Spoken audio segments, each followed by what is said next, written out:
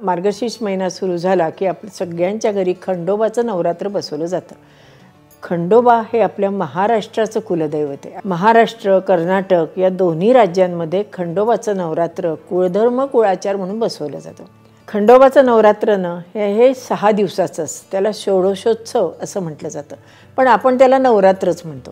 मार्गशीर्ष शुद्ध प्रतिपदेला खंडोबाच्या नवरात्राची स्थापना केली जाते आणि षष्ठीला त्याचं उत्थापन केलं जातं।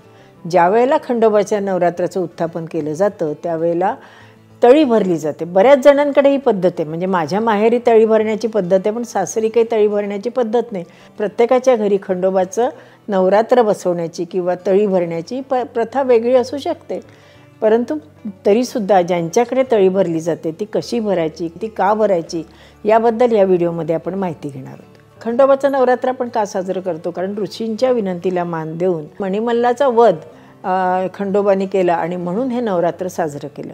मार्गशीर्ष शुद्ध प्रतिपदेपासून मणिमल्लाबरोबर युद्ध सुरू झालं होतं आणि मार्गशीर्ष शुद्ध षष्ठीला या युद्धामध्ये मणिमल्लाचा पराभव केला जातो। त्याचा पराभव झाल्यानंतर हे दिवटी किंवा तळी ह्याचं काय महत्त्व आहे हे आपण थोडंसं जाणून घेऊयात। ज्या वेळेला हे युद्ध संपलं त्यावेळेला सगळीकडे अंधार होता आणि म्हणून सोन्याच्या, पितळेच्या, लोखंडाच्या दिवट्या ज्या होत्या, म्हणजेच मशालीसारख्या दिवट्या असतात, ते आपण बघणारच आहोत दिवटी कशी असते ते, पण त्या ज्या होत्या त्या सगळीकडे प्रज्वलित केल्या गेल्या आणि तिथे उजेड केला गेला आणि देवाला म्हणजेच आपल्या खंडोबाला त्याच्या पायापासून डोक्यापर्यंत असं छान ओवाळलं गेलं आणि नंतर तळी भरली गेली। म्हणून दिवटी प्रज्वलित करणे आणि तळी भरणे ह्या दोन्ही गोष्टींना आपल्या खंडोबाच्या नवरात्रामध्ये खूप महत्त्व आहे। चला तर मग आपण दिवटी कशी प्रज्वलित करायची, तळी कशी भरायची ह्याची माहिती आपल्या गुरुजींकडनं घेऊयात। पूजा झाल्यावरती या पद्धतीने तळी भरली जाते। प्रत्येकाच्या प्रथेप्रमाणे हा विषय थोडासा वेगवेगळा असू शकतो। काही जणांकडे दुर्डीमध्ये सर्व नैवेद्य ठेवून तळण ठेवून त्याच्यामध्ये या पद्धतीने तळी भरली जाते। काही जणांकडे ताटामध्ये विड्याची पानं सुपारी मांडून सुद्धा या पद्धतीने तळी भरली जाते।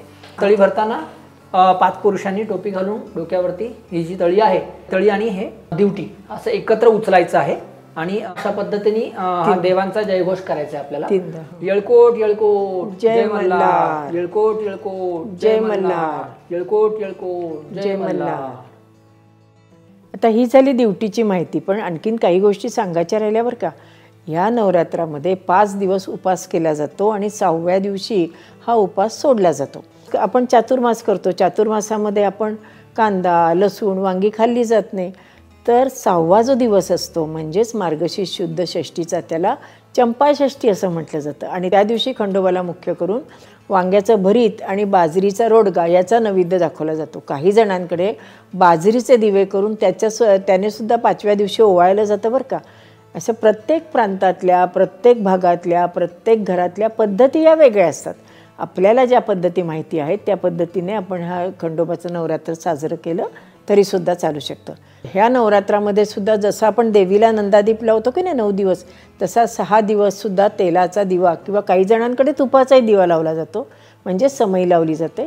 दोन्ही प्रकारचे दिवे लावले जातात आणि मुख्य म्हणजे खंडोबाला चाफ्याची फुलं, दवणा, बेल, आंब्याची पानं, नंतर चमेलीची फुलं, झेंडूची फुलं ही अतिशय प्रिय आहेत। ह्या फुलांनीच आपण खंडोबाची पूजा करतो।